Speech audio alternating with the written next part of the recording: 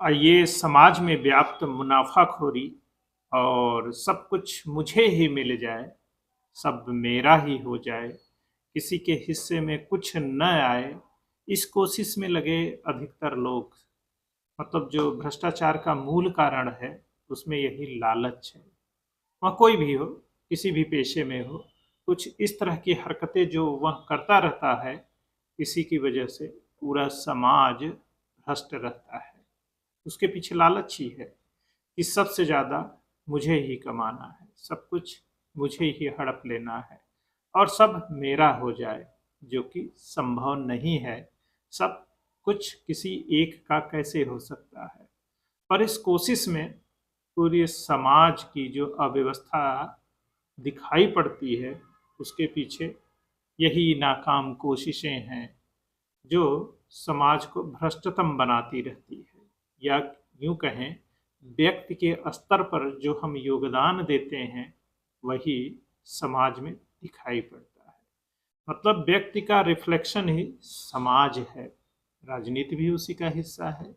तो देश में जो कुछ भी है, अच्छा बुरा, वह सब व्यक्तियों का ही समग्र दर्पण है, जो अच्छे और बुरे के रूप में दिखाई पड़ता है। तो किसी समाज के व्यक्ति कैसे हैं, इसी पर समाज निर्भर करता है। तो आइए, मुनाफाखोरी को लेकर कुछ पंक्तियां हैं, आपसे शेयर करते हैं। खेल मुनाफे का बड़ा निराला है, दो का चार नहीं, कम से कम 10 बनाना है। घात लगाए बैठा है, कुछ तो बेच रहा है। शीशी में दवा नहीं, जहर भर के रखा है। खाने पीने की चीज नकली, सिर्फ मुनाफा असली है। स्कूल अस्पताल सब साहूकार की डंडी है। खेल मुनाफे का भैया बड़ा निराला है। आगे की लाइनें हैं। बड़े दुखी हैं वह जो कुछ बेच नहीं पाते, तैयार बैठे हैं बिकने को पर बिक नहीं पाते। जिनका पेट है पहले से और भरा, वह कहते हैं यह व्यवस्था ठीक नहीं। सारा सिस्टम जबकि वही चला रहे, दुनिया अपनी उंगली पर जैसा चाहे नचा रहे। पर एक दिन ऐसा आया, हर चीज के दिन गिने हुए ही होते हैं, थोड़े कम या ज़्यादा हो सकते हैं, पर उसका अंत जरूर होता है। तो फिर उसी के लिए कुछ बातें हैं। पर एक दिन ऐसा आया, जैसे ख्वाब से जागा। पर एक दिन ऐसा आया, जैसे ख्वाब से जागा हो।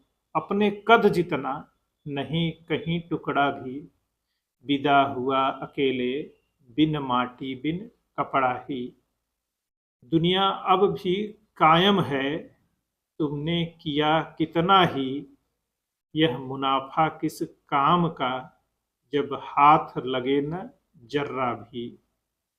दुनिया बड़ी गड़बड़ है, दुनिया बड़ी गड़बड़ है, अब भी कहता ऐसा ही, जबकि उसने ही यह हाल बनाकर रखा है। खेल मुनाफे का भैया बड़ा निराला ऐसा ही। समझ रहे हैं ना? समझ तो गए ही होंगे। तो यह आत्मचिंतन ही है। हमारे आसपास हमारा परिवार और हम कैसा क्या रच रहे हैं, वैसा ही हमारे सामने दिख रहा है। अब लोगों को दोष देना है, बुरा बुरा कहना है, या फिर खुद से एक पहल करनी है। मतलब यहाँ कहा जाता है ना, यह पूरी दुनिया बदल जाएगी, अच्छी हो जाएगी, खूबसूरत हो जाएगी, बस एक आदमी का उसमें बदलना जरूरी है। वह जानते हैं कौन है? वह आप खुद हैं। अतः हम सबको व्यक्ति के स्तर पर कोशिश करनी है, बदलना है और बेहतर बनना है। इन्हीं शुभकामनाओं के साथ जय हिंद, जय भारत, वंदे मातरम।